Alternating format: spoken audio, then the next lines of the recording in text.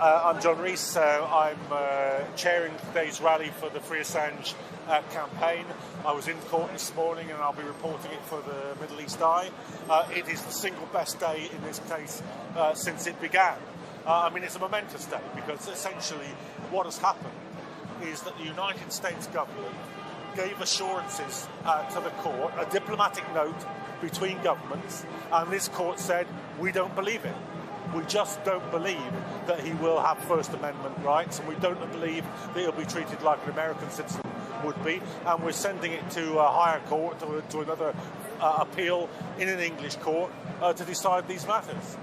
That's so important for us to hear, John. The fact that someone like yourself, who's been involved in this for so long, who's so instrumental to it, that you're expressing this degree of enthusiasm, right? That you're saying these words, this is the best day to happen.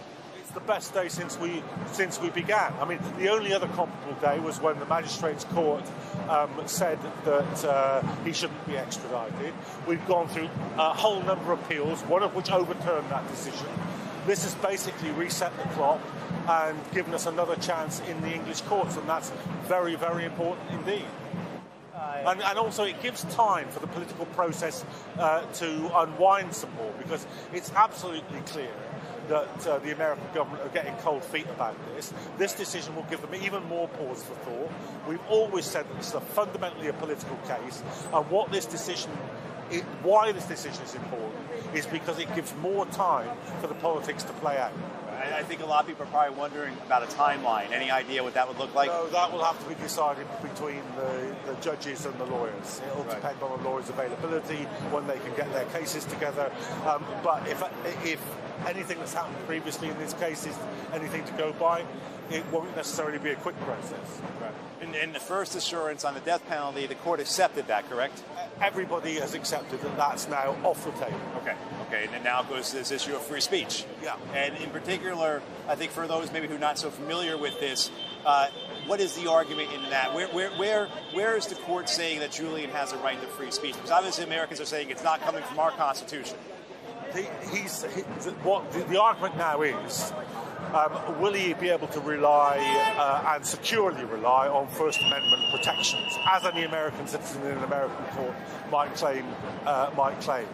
The court was told that this would be the case, except that he's a foreigner, except that this happened on foreign soil, except that it's a national security issue. And obviously, what the judges decided are that these are assurances that have got so many holes in them, they're no longer assurances. Right. And how are you feeling? I've got a feeling what you're going to say, because you just described it as the best day. But for you personally, someone who's been involved in this for so long, what are you feeling right now? Of course, it is so much better than the immediate threat of Julian being bundled onto a plane. Of course it is so much better than that. But there's still a long fight, and the crucial thing for me is less that there's another hearing, but that there's more time. Because there is more time, the political pressure can be built in what is fundamentally a political case. So saying that, what do you want people to do? Protest. We've got this far because we wouldn't stop protesting. We've got this far because people wouldn't give up, wouldn't not come out on the streets, and we've got to do more of that. So as in any campaign, no matter how little you can do it. If you can just write to your MP or your representative, do it. If you can just post online, do it. If you can be on a demonstration, do it. If you can organise a demonstration, do it. But whatever you can do, if you do a bit more than you did yesterday, then we're building a really important campaign. Because this is the result of people like you, people like the folks here, people like all those folks and all the folks watching and all the countless thousands and thousands, millions of others, right? Yes, it's pressure. It's political pressure. And in the end of the day, the only thing that ordinary people have got is they don't have power, they don't have money, but they do have numbers and they do have organisation. And if they get the numbers and the organisation together, they can beat the people with the power and the money. I know you probably need to get back.